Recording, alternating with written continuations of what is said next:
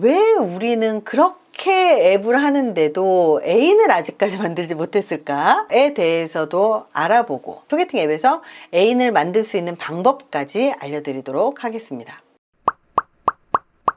요즘 소개팅 어플 되게 많이 하시죠? 예전에는 소개팅 어플에서 애인 상대를 찾는 사람들에 대한 편견이 좀 있었죠. 지금은 인식이 많이 바뀌어서인지 어플에서 만나서 데이트도 하고 친구도 사귀고 당당하게 소개팅 앱에서 만났다고 말하기도 해요. 중요한 건 소개팅 어플에서 짝을 만나기도 어렵지만 우여곡절 끝에 만나더라도 관계가 발전하는 것이 오래 걸리기도 하고요. 관계에 문제가 생기는 확률도 굉장히 높기도 하다라는 거예요. 왜 사람들은 소개팅 앱에 중독되어 있는지에 대해서 먼저 알려드릴게요. 첫 번째가요, 소개팅 앱은요 좋은 짝을 소개시켜 주는 것이 목적이 아니에요. 이용자들이 소개팅을 활용을 해서 돈을 쓰게 만드는 게 목적입니다. 소개팅 앱 이용자들이야 짝을 만나는 게 목적이겠지만 개발자들은 이 이용자가 더 오래 앱에 머물면서 돈을 많이 쓰게 만드는 게 목적이거든요. 앱에서 쉽게 이성을 고르는 것이 꼭 백화점에서 물건 고르는 것 같은 느낌이 들지 않나요? 데이트가 상품이기 때문에 게임처럼 플레이를 하면서 상품을 고르고 결제하고 또 고르고 결제하고 이렇게 사용자를 중독시키는 게 사실은 굉장히 중요한 이 비즈니스 모델이라는 거예요. 기술은 이미 충분히 발전했기 때문에 사용자에게 정말 잘 맞는 짝을 한 번에도 매칭시켜 줄 수 있어요. 근데 왜 그렇게 안 하는지 아세요? 그러면 소개팅 앱은 망합니다. 그래서 미스매칭을 계속 해주는 거예요.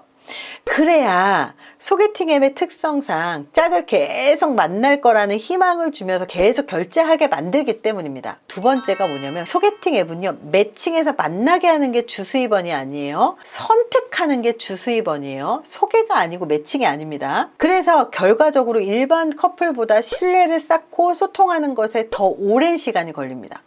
연락이 조금만 안 되거나 조금만 마음에 안 드는 부분이 생기잖아요. 그러면 속으로 어차피 다른 사람 선택하면 되지 뭐, 어차피 안 보면 되지 뭐, 그러면서 자연스럽게 관계를 끊어버려요. 이렇게 끊임없이 쇼핑만 하게 만드는 것이 사실은 소개팅 어플의 수익을 극대화시키기 때문에 만나게 만드는 게 아니라 만날 수 있을 희망을 심어주는 게 소개팅 앱에서 굉장히 중요한 수입원이라는 겁니다. 세 번째는요, 소개팅 앱은 게임이기 때문이에요. 소개팅 앱은 게임이라는 말은 사용자들을 소개팅 앱에 중독시키기 위한 설정들이 굉장히 많이 들어가 있어요. 실제로 연애를 해본 적이 없는 못소린 경우도 있고요. 제가 흔히 얘기하는 연애 고자인 경우들도 있거든요. 근데 이 앱을 사용하잖아요.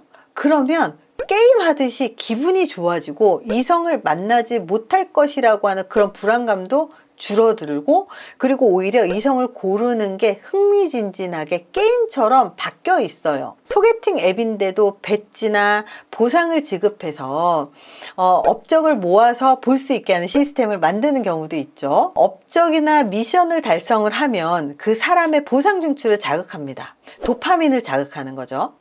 세로토닌도 자극해요. 세로토닌은 기분에 작용하는 신경 전달 물질인데요. 업적을 많이 달성해서 만족감을 느낄 때 세로토닌이 분비가 되면서 행복감을 느끼게 만들어요. 이런 장치 때문에 실제로 연인을 만나진 않더라도 연인을 만날 것 같은 기대감 때문에 행복할 것 같은 착각을 만들어내는 거예요. 그래서 이용자들을 소개팅 앱에 중독시켜야 돼요. 게임에 중독되듯이 사람들을 소개팅 앱에 중독시켜야 수익이 늘어나거든요. 게임을 하듯이 약간 난이도도 필요하고 빠른 클리어를 하기 위해서 현질도 해야 되는 것처럼 소개팅 앱도 돈을 써야 더 잘 매칭이 된다거나 적당히 어려운 난이도를 클리어했을 때 성취감을 느낄 수 있도록 만든다는 거예요. 네 번째가 도박과 같이 터지긴 터지는데 가끔 대박이 터져요. 대박 때문에 자리를 못 일어나요. 매칭이 되긴 되는데 아주 가끔 매칭이 되기도 하고 조작적 조건화라고 하는데요. 누군가 나를 매력적이라고 생각하고 나와 사귀고 싶어 할 수도 있다는 것을 경험해서 좋은 느낌을 받잖아요. 그러면 어플 사용하면 되게 기분 좋구나, 이게 학습이 되는 거예요. 그래서 이렇게 학습이 돼서 소개팅 앱을 딱 열면 기분 좋아지는 거예요. 내가 다 선택할 수 있게 되는 착각을 불러일으키는 거죠. 이거는 의도된 알고리즘이에요. 정기적으로 매칭되게도 만들지만 비정기적으로 매칭되게 변주를 줍니다. 이 두 가지를 랜덤하게 세팅을 해놓는 이유는요, 중독을 만드는 강화 계획이라는 거예요. 가끔 매칭을 성공하는 것이 오히려 사람들의 기대감을 높이고, 그리고 더 소개팅 앱에 빠져들고 더 많이 머물게 만들기 때문입니다. 5번째입니다. 소개팅 앱을 자주 사용할수록 실제로 연애를 할 확률은요, 줄어듭니다. 소개팅 앱의 본질은요, 사용자가 광고를 보고 월 사용료 혹은 쿠폰을 결제하게 만드는 사업일 뿐이거든요. 그래서 우리가 사진들을 보면 포토샵이나 보정 어플로 세상에 존재하지 않는 그런 사람들도 있고요. 그리고 말 그대로 사진만 올라가 있는 진짜 가짜 프로필도 굉장히 많다는 거예요. 소개팅 앱은 자기가 선택할 수 있는 선택의 폭이 넓다고 착각하기 때문에 매칭된 상대를 소중하게 생각하지 않아요.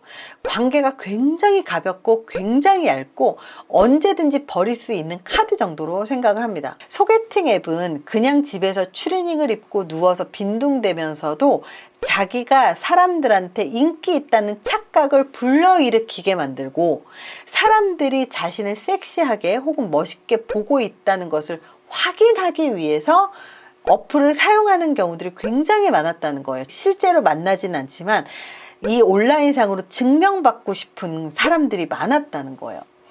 소개팅 앱에서 실제 오프라인 데이트 할 수 있는 상대를 만나지 못하는 건 우리가 못생겨서 혹은 직업이 나빠서 키가 작아서 돈이 없어서 이런 문제가 아닐 가능성이 크다라는 것을 우리는 기억했으면 좋겠습니다. 그래도 우리 소개팅 앱에서 실제 데이트 상대를 만나기 위해서 상대의 선택을 당할 수 있는 확률을 높이는 방법을 알고 있는 건 좀 도움이 될 것 같아서, 물론 다 알고 계시는 거겠지만 다시 한번 확인한다고 생각하고 들으시면 좋을 것 같아요. 첫 번째, 사진을 많이 올리는 거예요. 기본으로 정해진 사진만 딱 올리고 끝내는 분이 있는데요, 상대방에게 선택의 자유를 줄 필요가 있겠죠. 프로필에 첨부된 사진의 수가 많을수록 매칭 횟수가 35% 이상 증가하는 효과가 나타났다는 거예요. 2번째입니다. 사진이 카메라 정면을 응시하도록 하는 거예요. 시선을 회피하는 것보다 더 많은 관심, 호감을 불러일으키게 된다는 결과가 있습니다. 3번째 방법은요, 미소 짓고 있는 사진을 사용해라. 진지한 표정이 더 잘생기거나 아름답다고 생각할지 몰라도 활짝 웃는 사진을 업로드하는 것이 매칭에 훨씬 유리하다는 거예요. 데이트 어플을 사용을 하실 때요, 무의식적으로 어플에 자꾸 의존하지 마시고 여기에 언급된 내용들을 기억하시고 어플에 중독되지 않도록 조심하면서 사용하셨으면 좋겠습니다. 그럴수록 더 좋은 인연을 만날 확률이 높아지겠죠. 소개팅 어플에 너무 의존하다 보면 실제로 내 주변에 존재하는 진짜 우리의 이런 인연들이 있거든요. 이런 사람들을 흘려보낼 수도 있어요. 그래서 너무 소개팅 어플에 의존하지 마시고 주변에서 만날 수 있는 인연, 이런 인연들도 많이 활용하셨으면 좋겠습니다. 이번 영상이 도움이 되셨길 바랍니다. 감사합니다.